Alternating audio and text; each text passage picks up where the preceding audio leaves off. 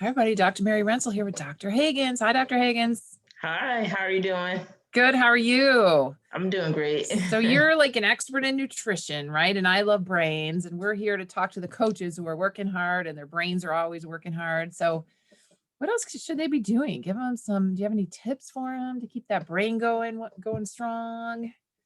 So I like to take a multivitamin. I Okay. think that I eat pretty healthy and I try to Mm-hmm. add fruits and vegetables to all of my meals, but then I Mm-hmm. still have a little bit of a vitamin D deficiency and a Okay. little bit of iron deficiency and a little bit Yeah. of vitamin B12 deficiency. So Right. I think all of those things kind of lead to better energy and better health. I noticed that if I don't take my multivitamin for a few days, I feel a little bit draggy.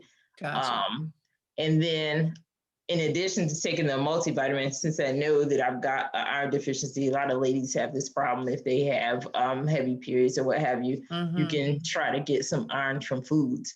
So I eat spinach almost every Yeah. day, That's whether good. I'm sauteing it to eat by itself or putting it in some eggs or putting some spinach in a smoothie with like bananas or pineapples.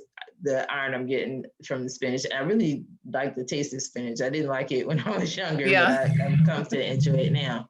And then Nice. another way that I get that iron boost is from beets. And then you don't find a lot of whole beets in the store anymore. Like they chop the greens off of the top.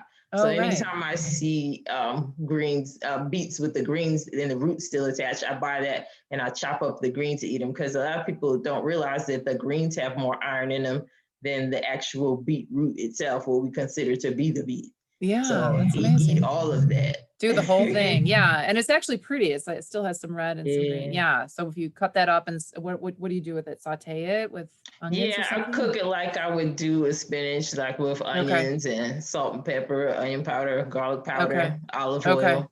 Nice. Yeah. Making me so hungry. Okay.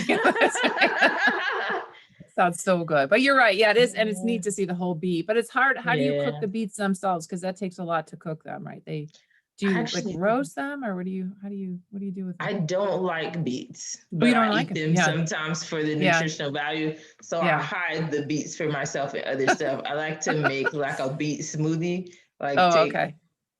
some beets and chop them up and put some other berries with them, like Oh, got you. strawberries, Yeah. blueberries, a little bit of honey and water, and blend it up. And like, okay, You now don't it see it. doesn't taste Yeah. as beet like.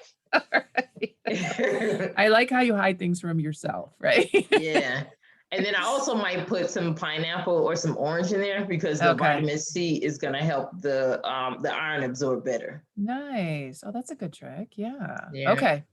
Okay. So mix those two in a smoothie and that will help you be able to Yeah. digest it or absorb it. Okay. Yeah. Nice. Yeah, because that is a strong taste. Some people, I agree. Some people don't like beets. Yeah. I've had some good beet salads, but they are kind of hard to cook because they're so big and messy and they get red everywhere, all over Yeah. your kitchen Yeah. if they spray all over the place. That's Yeah. neat. Okay. All right. So everybody, those are your tips. So yeah, the brain needs a lot of nutrition all day long. So it's really important to get these smoothies or to, see your primary doc, right? And make sure if you have a deficiency or how to help yourself. So your vitamin levels are peak because it matters. Like you said, Yeah. you personally could tell if you don't have it for a couple days. Yeah. Yeah. If my vitamin D is low, I feel like a truck ran over me. Right. Isn't that something? Yeah. Yeah. And I And live I you live in Cleveland, Ohio. So most of us here, okay. because of the sun exposure, we have a lot of vitamin D deficiencies in this area. How about you, Okay. where you live?